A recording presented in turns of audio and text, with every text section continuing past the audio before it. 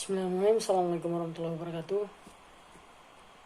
Alhamdulillah, puji syukur atas nikmat Allah yang telah diberikan kepada kita semua sehingga kita dapat melaksanakan kuliah pada hari ini sebagaimana mestinya kita lakukan.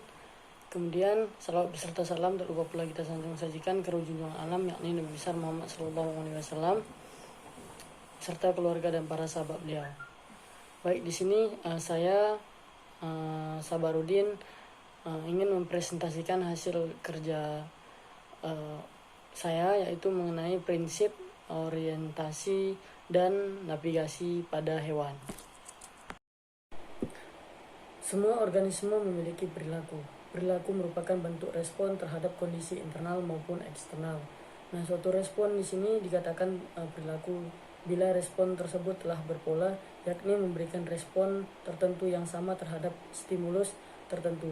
Perilaku juga dapat diartikan sebagai aktivitas suatu organisme akibat adanya suatu stimulus.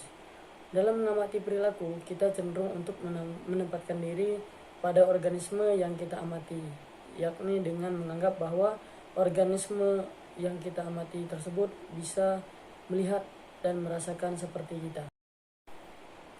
Perilaku hewan merupakan bentuk strategi adaptasi bagi keberlangsungan hidup hewan yang meliputi semua gerakan motorik dan semua sensasi yang dialami oleh hewan sebagai respon atas perubahan internal dan lingkungan eksternal, baik itu fisik, biotis, atau sosial.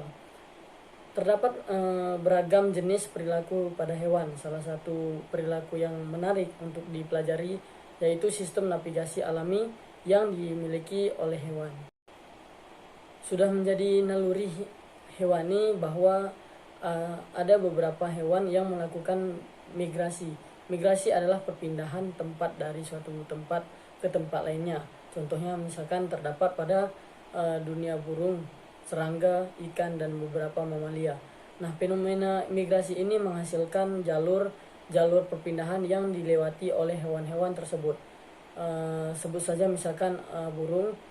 Nah, pada burung jalur migrasi ada dua, yaitu jalur pergi dan jalur pulang. Dan bahkan jalur-jalur ini akan berubah-ubah setiap kali musim migrasi berganti. Kemudian perilaku hewan. Perilaku adalah suatu respon atau tanggapan terhadap sinyal yang berasal dari lingkungan atau sinyal yang berasal dari organisme lainnya. Nah, umumnya perilaku yang muncul oleh suatu organisme memiliki tujuan, yaitu untuk mencari makan dan minuman, kemudian untuk dapat menjaga daerah teritorial, kemudian untuk melindungi diri, dan untuk bereproduksi demi keberlangsungan hidup mereka. Dari tujuan tersebut, maka umumnya tingkah laku merupakan suatu kegiatan yang melibatkan semua sistem dalam tubuh, tapi hanya dipengaruhi oleh sistem saraf dan endokrin sebagai pusat koordinasi. Nah, ada kalanya perilaku hewan berkaitan dengan adaptasi. Namun adaptasi ini merupakan suatu bentuk usaha untuk menyeimbangkan berbagai proses metabolisme dan perilaku dengan perubahan secara siklik yang terjadi di sekeliling maupun di lingkungannya. Kemudian ada dua macam tingkah laku, yaitu innate atau serentak dan learned atau dipelajari. Nah, innate ini respon muncul seketika, spontan dan konsisten terhadap suatu rangsang. Nah, sedangkan learned di sini adalah respon yang muncul tetapi berubah dengan adanya pengalaman dari organisme tersebut, sehingga respon yang muncul akan lebih tepat dan sesuai dengan rangsangan yang sama diberikan berkali-kali. Innate ini merupakan perilaku atau suatu potensi terjadinya ketika yang telah ada di dalam suatu individu, perilaku yang timbul karena bawaan lahir berkembang secara tetap atau pasti. Nah, perilaku ini tidak memerlukan adanya pengalaman atau memerlukan proses belajar. Seringkali terjadi pada saat baru lahir. Kemudian insting. Nah, insting ini adalah perilaku innate klasis yang sulit dijelaskan. Walaupun sedemikian, terdapat beberapa perilaku insting yang merupakan hasil pengalaman. Nah, belajar dan ada pula yang merupakan faktor keturunan. Semua makhluk hidup memiliki beberapa insting dasar. Nah, kemudian di sini ada prinsip orientasi dan pola orientasi. Orientasi di sini adalah perilaku hewan di mana hewan tersebut akan memutar tubuhnya menjauhi atau mendekati diri atau ke arah sumber rangsangan.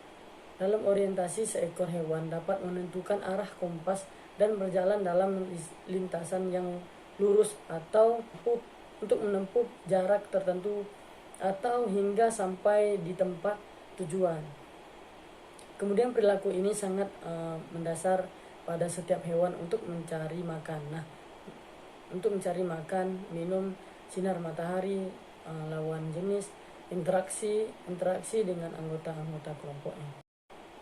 Nah, secara umum jenis-jenis perilaku itu dapat dibagi, yaitu perilaku tanpa mencakup susunan saraf. Nah, di sini bisa kita lihat macam-macamnya. Pembagiannya yaitu kinesis merupakan salah satu tingkah laku orientasi yang sederhana di mana organisme-organisme yang merespons secara tidak langsung terhadap rangsangan. Kemudian di sini ada taksis, juga merupakan tingkah laku orientasi untuk hewan-hewan yang dapat menentukan jarak dengan sumber rangsang. Kemudian respon yang banyak dilakukan antara lain fototaksis, yaitu pengaruh rangsang cahaya terhadap suatu organisme. Kemudian di sini ada tropisme, yaitu orientasi dalam suatu arah yang ditentukan oleh arah datangnya rangsangan yang mengenai organisme. Pada umumnya terjadi pada tumbuhan, meskipun tropisme menunjukkan suatu perilaku yang agak tetap tapi tidak mutlak.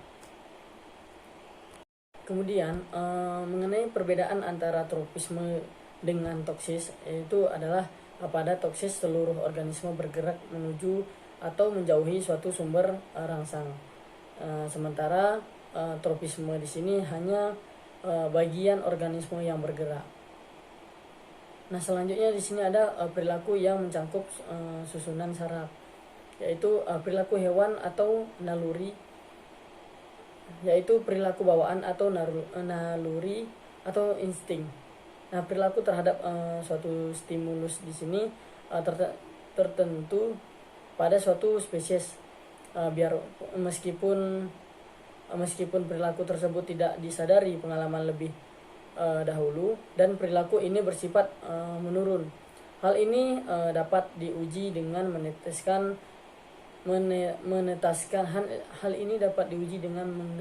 hewan di tempat terpencil, sehingga apapun yang dilakukan hewan-hewan tersebut berlangsung tanpa mengikuti contoh dari hewan-hewan yang lainnya.